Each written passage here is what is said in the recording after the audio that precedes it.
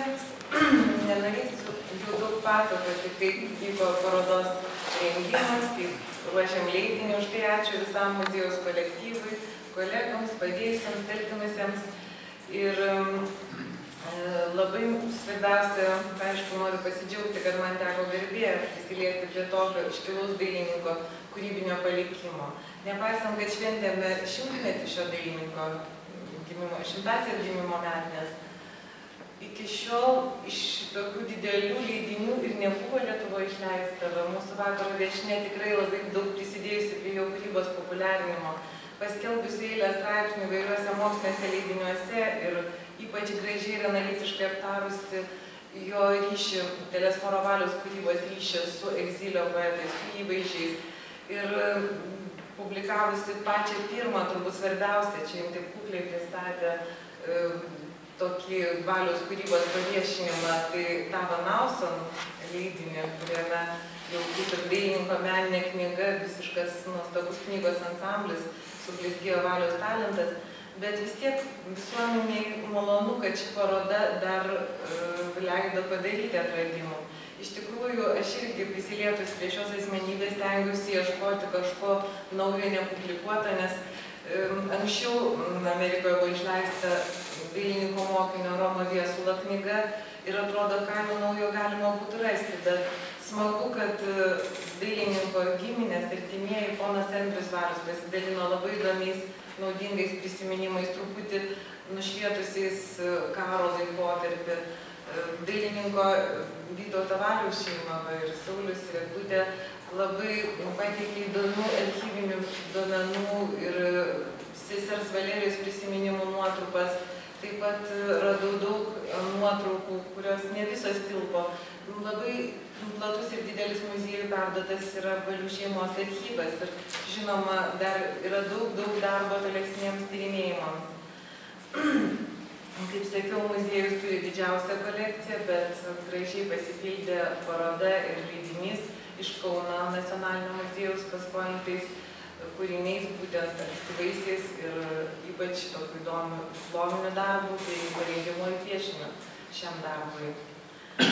Telesforas Valius tikrai savo kūrybai sugebėjo įprasminti ir žmogiškos būties, ir dramatizmą, ir žmogiškos prigimties trapumą, ir savo karo metų pabėgėlio nerimą, ir sukurti visą tai, perteikti savo išgyvenimus labai talpiais, prasmingais, metaforiškais įvaizdžiais. Toks žmogus turėjo būti neeilinė asmenybė. Ir kadangi jau jo seniai nėra gyvųjų tarpe, o aš dirbu šiaip su šiuolaikinė grafika, o čia nebuvo nei dailininko, su kuriuo galėtum pasikalbėti apie jo kūrybą ar kažką, rėmiausi šiek tiek išeivijos spauda.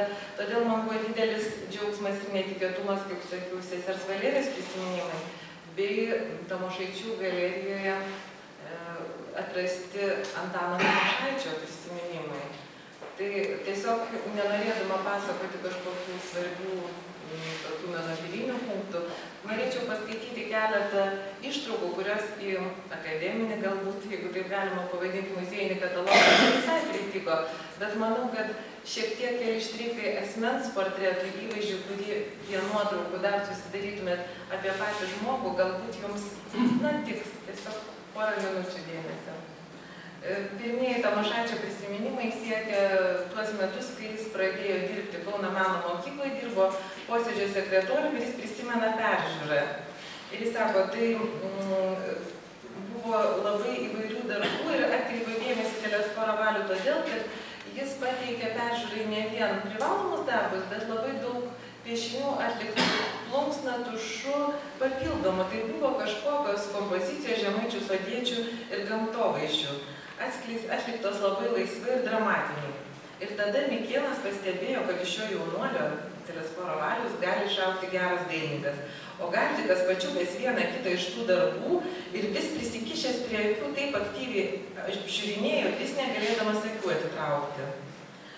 Ir per tą posėdį Didžiokas su jumoru pastebėjo, tai Gardikas esą susidomėjęs šiais Valio nupieštomis koplytėlėmis, kadangi iš jų pats Gardikas ir iškrapštęs dievupus.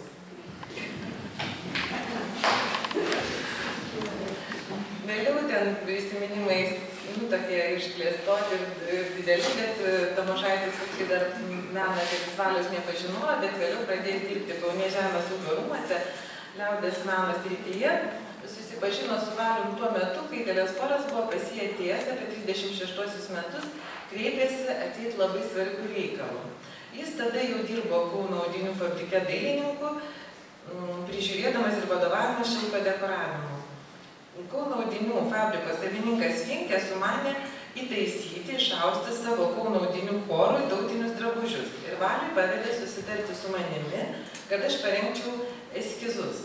Kadangi tai buvo šilko fabrikas, tai ir choras turėjęs būti šilkinis.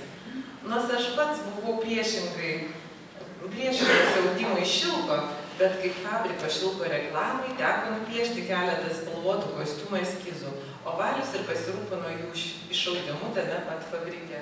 Gaila, jis nebeparašė, kaip tai turėjo atrodyti tas šilkinis tautiniais lietuviškais rūbais aprengtas choras. Na va, šiaip Tamošaitis irgi mena, kad su Valium nekartą susitikdavo Konrado kavinėje išgerti puodelio kavos ir Valius buvo labai puikus pasakotojas. Jis kalbėjo labai sistematiškai, metodiškai ir visada labai tiksliai pasakodavo raiškiai. Tada aš pagalvodavau, kad jis turi prigimtą pedagogo gabumų talentą. Ir vėliau, kai jis nekartą siūlė Valiui ateiti dėstyti, bet Valius atsakydavęs, kad jis turi be galo mėgiamą darbą šilko fabrike ir jis nenori būti pedagogu.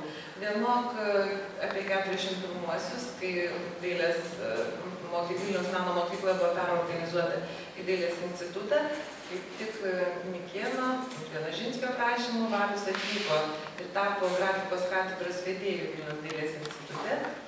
Tai tada Tamošaitis jau draugavęs su juo kaip dėstytoju ir irgi pabrėžė, kad Valius atrodęs labai gražiai, elegantiškai, aukštas, tiesus ir visada mandagus, su šypsena, labai mokėdavęs pasakyti ir komplimentų studentėms, tai jis nuolat būdavęs apsuptas tuometinių studenčių būrio ir jeigu tai būdavo susibūrimas, tai buvo galima suprasti, kad tai Valius apsuptas studentų.